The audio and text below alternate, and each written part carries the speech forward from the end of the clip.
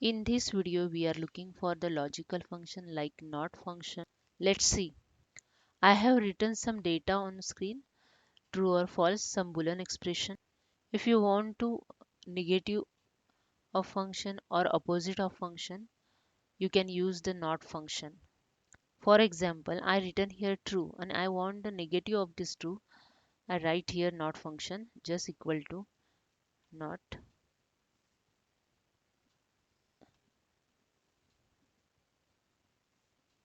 and select the column E 4 and enter. You can see the negative effects, negative of this function.